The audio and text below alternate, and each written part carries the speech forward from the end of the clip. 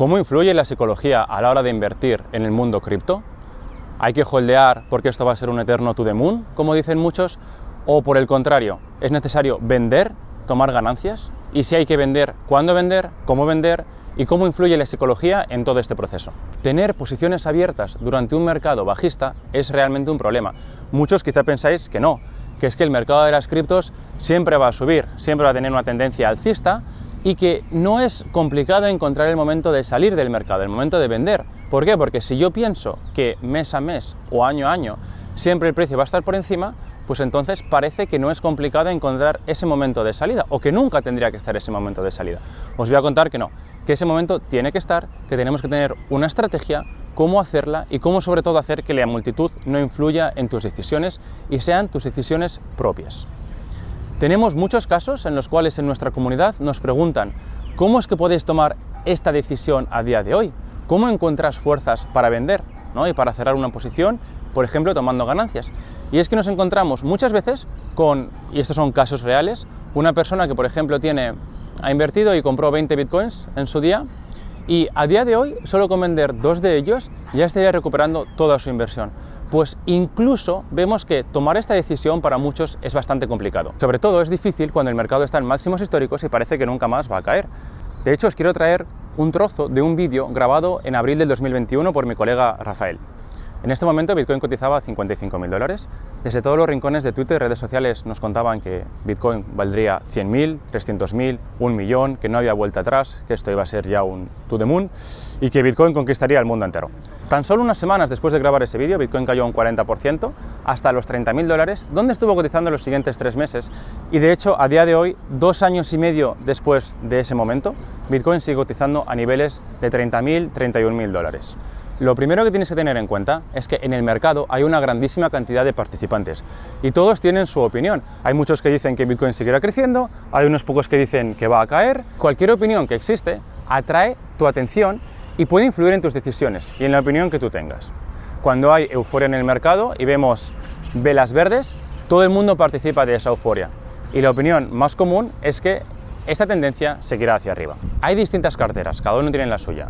Hay carteras más grandes, carteras más pequeñas, pero aquí a lo que voy no solo es a la cantidad en sí, sino a lo que esa cantidad significa para cada uno de los inversores, para ti. Por ejemplo, una persona invirtió $100, que para él no es una cantidad significativa, y lo invirtió incluso a lo mejor bien, cuando Bitcoin estaba, pongamos, a $6.000, llega a 60.000 a máximos históricos, pero claro, de $100 la cantidad ganada no es significativa para él.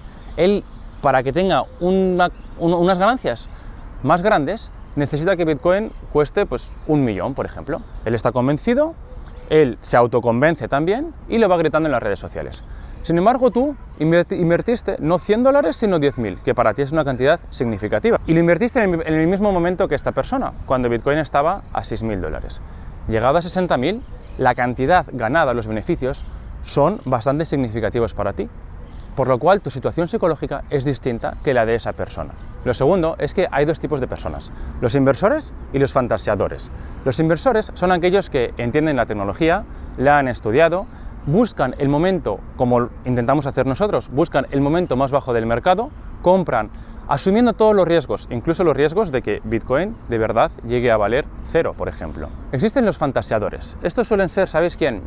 Pues esa gente que cuando Bitcoin estaba a $3.000, $4.000 o ahora incluso a $15.000 han vuelto a hablar de lo mismo, de que Bitcoin es scam, de que las criptos son scam, y, o que por ejemplo querían llegar a comprar cuando Bitcoin estuviese, no sé, a $1.000. Dejaron pasar el tren, de repente Bitcoin sube otra vez, se pone a niveles de 30.000, 40.000, y es el momento en el que ellos no quieren dejar pasar el tren y compran. Y compran, pero claro, cuando después Bitcoin llega a 60.000, para ellos no es suficiente, tienen unas ganancias muy pequeñas. Ellos necesitan y se van también a autoconvencer de que Bitcoin tiene que costar $1 millón. Pero la situación es distinta, porque tú ya invirtiendo en el punto más bajo tendrás para ese momento 5x, incluso a lo mejor 10x. Él, para tener los mismos rendimientos que tú, necesita que Bitcoin esté a $1 millón. Entonces se dedica a fantasear. Pero ¿quién de los dos es el inversor? Aquel que, viendo niveles más bajos, encontró fuerzas para comprar asumiendo un riesgo y también esperando una rentabilidad de, por ejemplo, una relación del 1 al 20, ¿no? De invirtiendo a 3.000, 4.000, esperamos que Bitcoin llegase a 60.000. Eso es una relación, estudiando la capitalización, es algo probable. Lo que es totalmente improbable es invertir cuando Bitcoin está a 50.000, esperando esa misma relación de 1 a 20. Entonces, claro, para ello Bitcoin tiene que llegar a 1 millón. Lo que nadie se plantea, cuál debería ser la capitalización del Bitcoin y capitalización del mercado criptos para que eso fuese realidad. Por eso llamamos a esta gente fantaseadores o soñadores. Y esa persona que invirtió durante el fondo del mercado, durante niveles mínimos, cuando llegamos a máximos históricos o a máximos, su cartera crece bastante. Y ya esa cantidad de dinero es muy significativa para su vida. Y aquí empieza lo más interesante, que es la psicología a la hora de vender. Y cómo hacer para volver a la realidad. Nos tenemos que hacer preguntas para poner en contexto esas ganancias que hemos tenido. Y las preguntas tendrían que ser: ¿cómo esta cantidad de dinero puede influir en mi vida? ¿Cómo podría mejorar mi calidad de vida, mi salud mental?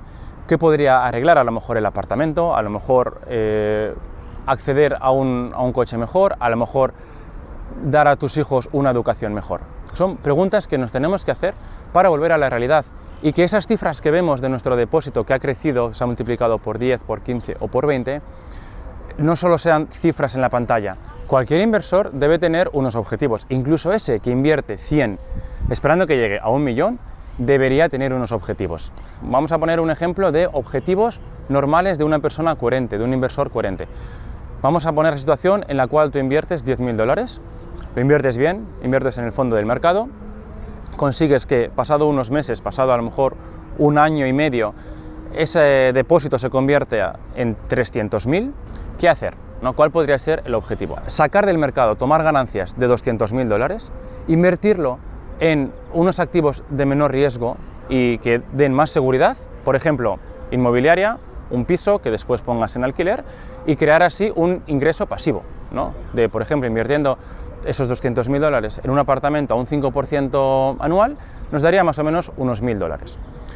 Sería un valor que has conseguido sacar, que has conseguido resguardar y que además te está dando un ingreso pasivo que te ayudaría a mejorar tu calidad de vida. Los otros 100.000 dólares los dejas en el mercado, sigues invirtiendo, sigues operando con ellos. ¿Y qué es lo que pasa en este momento? Lo que pasa es que tú has conseguido de 10.000 pasar a 300.000, de los cuales has tomado ganancias de 200.000, dejando un depósito de 100.000, o sea, el depósito que se te queda dentro del mercado es 10 veces más grande. Y si tú en su día estabas cómodo con un depósito de 10.000 dólares que habías invertido, con el tiempo conseguirás que esos 100.000 dólares también se conviertan en una cantidad cómoda para ti. Entonces tú como inversor habrás mejorado, habrás desarrollado, habrás creado una disciplina. Y además has conseguido sacar del mercado, meterlo en un valor seguro, una gran cantidad de dinero, que va a influir en tu calidad de vida, que va a influir en tu salud mental, porque estamos hablando de psicología, y vas a estar mucho más seguro gracias a eso. La segunda situación es ese fantaseador, como le llamamos, que invierte 100 dólares esperando que llegue a 1 millón. Aunque sepamos que esto es una cosa muy complicada, hay casos en las criptos que se dan. Hemos visto de todo. Pues esa persona sin unos objetivos, cuando de 100 pase a 1 millón, se va a creer el supergurú. Pero ¿qué pasa? Que el mercado no siempre es alcista, sino que también es bajista. Entonces, esta persona pues no sacará nada porque se cree que si se ha convertido ya en millonario, se convertirá en multimillonario y no saca nada del mercado, no toma ganancias. Poco a poco el mercado se da la vuelta, pasa de alcista a bajista, ese millón pasará a valer 500.000, después 200.000, 100.000, puede llegar a 10.000 y puede llegar incluso a cero. En el primer caso, la persona coherente ha sacado ganancias que van a influir en su vida, se va a sentir mucho mejor, va a seguir operando, pero además con una salud mental, con una tranquilidad mental mucho más alta. Sin un plan concreto, esa persona ha perdido la oportunidad de tomar ganancias, de mejorar su calidad de vida y de desarrollar su salud mental a la hora de invertir. Tú, en cambio, has pasado de un depósito de 10 a 100 y si después lo consigues multiplicar a 1 millón, te recomendaría lo mismo.